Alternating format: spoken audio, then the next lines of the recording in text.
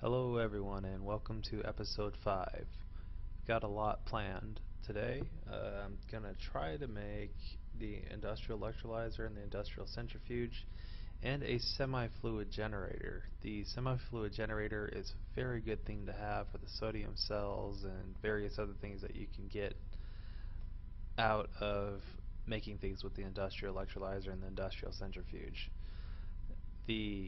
There is quite a few different ways that you can get the silicone plate. The way that I recommend, if you just so happen to be around a lot of water and can find clay, is the clay. You make clay dust. It only takes 8 to get 2 silicones, or to get 2 silicone cells, which is only 1 silicone plate. And you also get 2 different ways to put energy back into the semi-fluid generator. So it's a very, very effective way to do it. The other things that I'm going to start working on, hopefully, and get it going this episode, is the Carpenter and the Thauminum Fabricator. I'm not sure if I'm saying that right. It's the #1 way to make the tubes, basically, to start making circuits for the electrical engines, and the only way to make the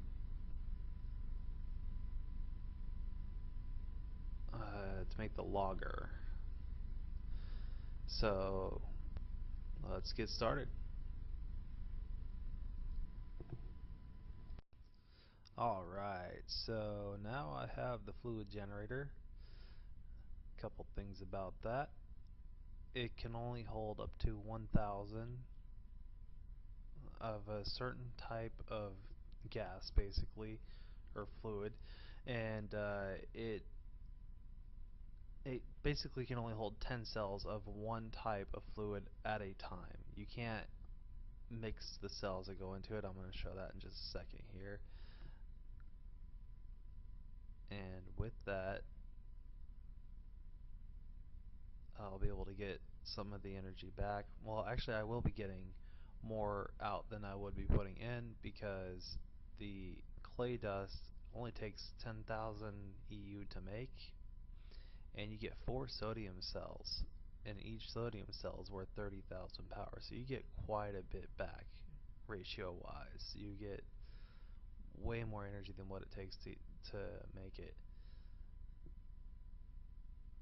The other note is that I need to pay attention to is the energy that it takes to make the silicone plates, though, and aluminum. That's where overall you're really losing hundreds of thousands of power, because it takes about 128,000 just for one silicone plate. So the reason why I keep an opening right at the industrial blast furnace is so I can check that MFE and make sure that it doesn't go to 0, because if it ever does, it will get stuck in a loop that I've talked about in a previous episode, where you will not even, it will never create it, basically, and it will just keep consuming energy, so you're just losing and wasting energy. Very, very bad state for any of the Greg Tech stuff to be in, but you can control it by just keeping an eye on that. It's not too hard, and whenever you get enough power, it's never an issue anyway. You just need to get enough power to withstand all the Greg Tech devices. They do require a lot.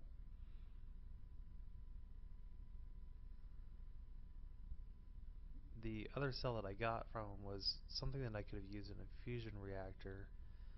Trying to remember what it was. I believe a wolfranium cell, most likely.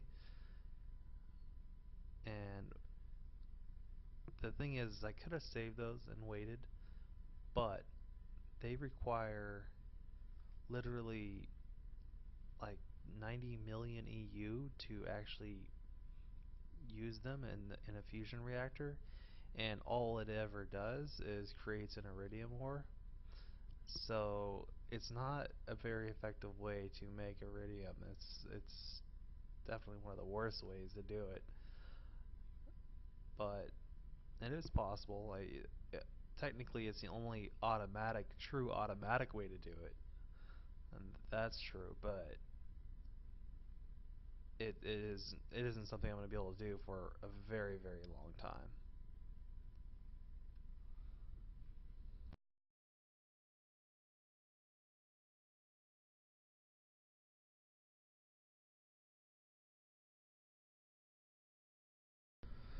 So an unfortunate thing happened. I actually did run out of energy on my MFE, and now it is stuck. That's why I put a cable right in front of, right above the MFE for the last cable just before it gets to the blast furnace. So whenever this happens, all I have to do is break that cable. And right now I can just wait until the MFE recharges to about 128,000 and then just hook up that cable again and it will be fine and it will continue. That is the main benefit to doing it this way. However, I did still lose about 50,000 energy trying to risk it and get energy while it was doing it, and yeah, it was a big waste. Yeah, it's best just to make sure and always have the required amount for whatever it is you're trying to make and not guess it and try to do what I just did. Uh, it can really screw you over like that. The other thing is it wasn't wolfranium cells. I wish they were. Actually, that's way more important. What I have is lithium cells. They are still good though. They actually produce 60,000 energy each. So they're very, very good for the semi-fluid generator. And I'm going to be replacing that soon and show you that part as well here.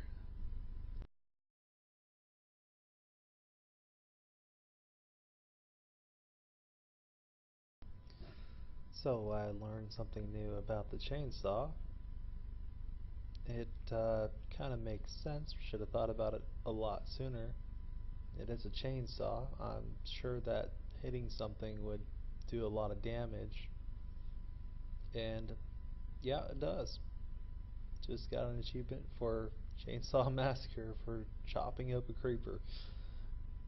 It is an effective weapon, so not only can it be good at chopping down trees, it is a good weapon until you get something like a nano saber or the Varja weapon, which is so much further down. So yeah, it's good. Definitely worth making.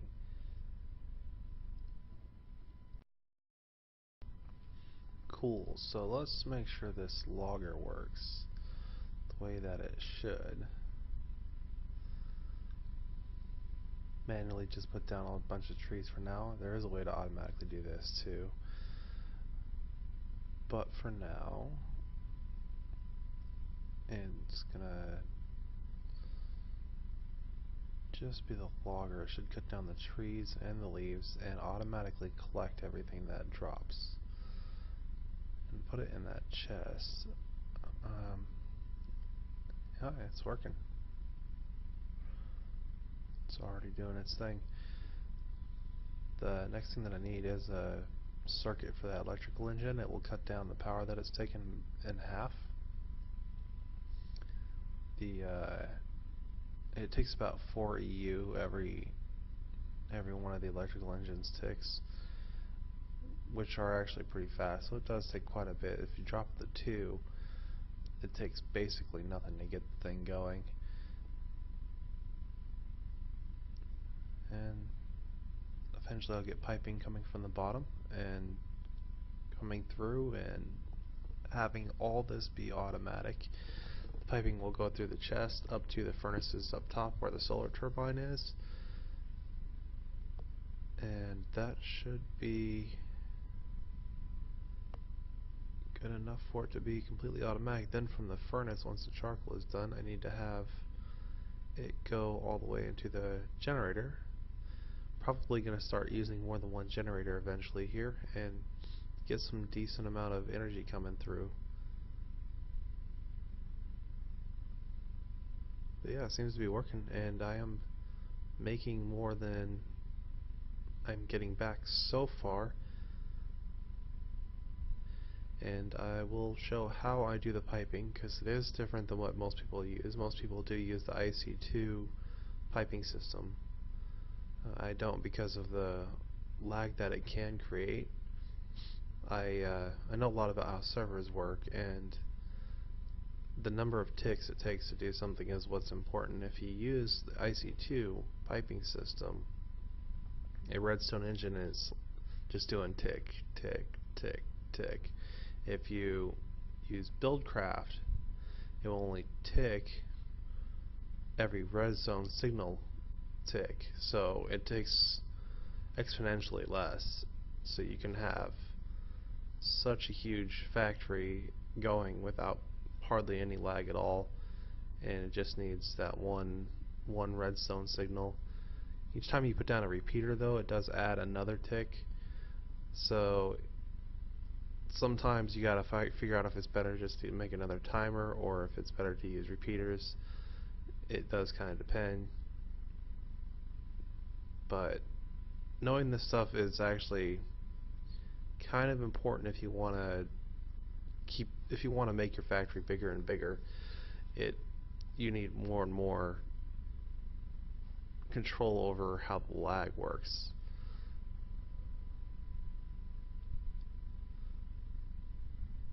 Seems to be working great. Alright, I'm going to fast forward to the piping system and show how that works.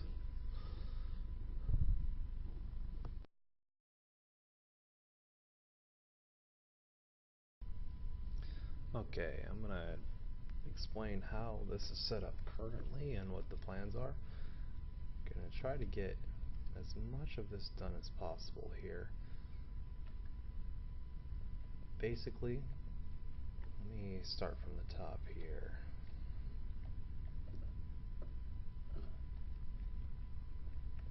Okay, so this is the solar turbine with the batteries hooked up to the furnace heater, as you've seen in my previous episodes.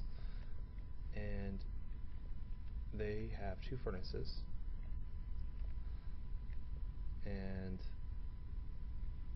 basically the logger is going to automatically cut down trees. It will go into that chest. It will go through the chest, up through here, into the furnace, and from there I ran out of pipes, I'm going to finish it up here, and from there the filters will have the pipes go down into a chest down there, and then from the chest I can control the charcoal going into generators. So the main idea here is using these filters. The filters are the best thing about the Buildcraft system, because each one kind of counts as like a diamond transport pipe. If you're aware of the IC2 piping system, you can have up to 9 different things coming through each filter, and it's only one tick. As I was explaining earlier, it's way better on your game if you do it this way, because it's going to take hardly any resources to get this going on your computer to easily be able to run a massive factory, which eventually this will be one. The reason why the filter is on the side and not underneath is because of the way the output works on these things. You can't have them underneath because it will try to do the other 2 slots as the output. I'll show you here in a second.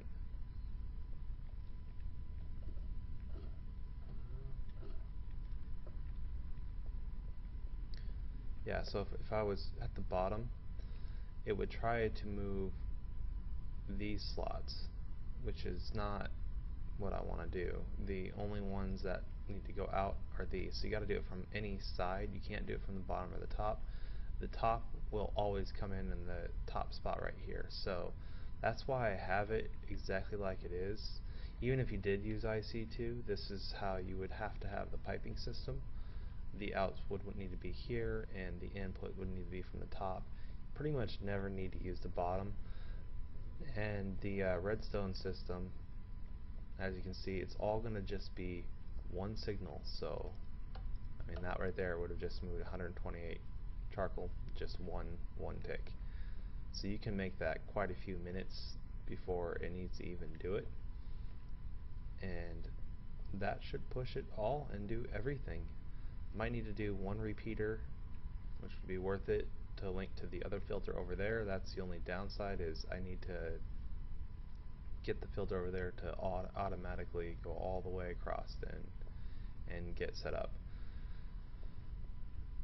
And I'm gonna work on finishing up with the redstone signal and making a timer, and then have more pipes go into the generator, possibly have more than one generator now, and redesign this little area here and get that going. That should make it possible for me at that point to make the matter fabricator and start getting the EU matter for advanced solar. Then I can clear all this out, and it's only going to take a couple solar panels, because one generator with this automatic setup will produce the same amount out as a advanced solar panel would, but it would work throughout the night too. So really I might even have this set up all the way until I can get an ultimate solar panel, because it's just infinite energy even through the night. It's really good system to have. Eventually it will be useless, it's just gonna be a while.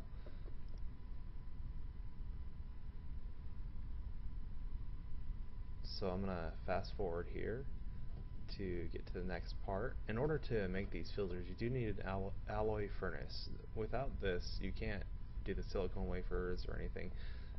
That's where the alloy furnace becomes important, because it's the only way to make these things. It is a Buildcraft 2 thing, and it's kind of interesting because I don't really use them that much. It's pretty much the main use I have for them is making those filters, the red doped wafers on it. And yeah, it just requires a silicon wafer. In order to make the silicon wafer, you need a silicon boil, and in order to do that, you need coal and sand in the alloy furnace. And there you go. That's how you do it. And it only takes like one charcoal to get 16, so you can make a lot with just one stack, because you get 16 of the silicone wafers after you cut them up with a diamond handsaw. That's the other thing you do need to make, though, is the diamond handsaw. And I'm gonna fast forward a bit here whenever I get to finishing this and show how the timing is gonna work with the redstone, and try to get it as nicely set up as possible to where a lot of it is hidden here, and we'll go from there. Alright, so the electrical engine is using a basic circuit board to make it like this, where it reduces the output. But reducing the output isn't a bad thing, because you don't really want this to go super fast anyway, even if it could. And as you can see, it's just enough. If it is just a basic electrical engine, it actually gives it too much power and it starts storing energy, so that means it doesn't even need that much anyway. It also reduces the amount of EU it requires per tick, so it's a perfect thing for the logger. I'm gonna need one more for whenever I make the tree part automatic, which I'm gonna be doing soon here. That's gonna be in the next episode, main goal. And possibly the industrial grinder, need to get started on that as well. And the redstone signal is going all the way through here. I'm going to kind of show how this works. I have 0 repeaters being used, so this is a nearly perfect setup, because no repeaters is a good thing, actually. So basically you go through here, comes down from the top, goes across, goes up to the top part there. This part, some of it's kind of hidden, but I can't really show it without messing up how it's set up right now. But the redstone signal comes up through here, and there's the timer. I have it at 60 seconds right now. I could probably make it even longer eventually once it gets going. And it goes into a filter there, goes down and through, up through here to the other filter, and there's one more filter down there where the chest is for the charcoal that these two will be pushed into. And there you have it. Definitely possible. This is actually something new. I've never made this design before, and it seems to be working great. Once I get the tree part automatic, this won't be a problem anymore. It's kind of funny because the trees will interlink with one another right now, which is definitely a problem. But that got me started, so I will talk to you guys in the next episode here. I think that is it for this one, and I'll see you guys in episode 6.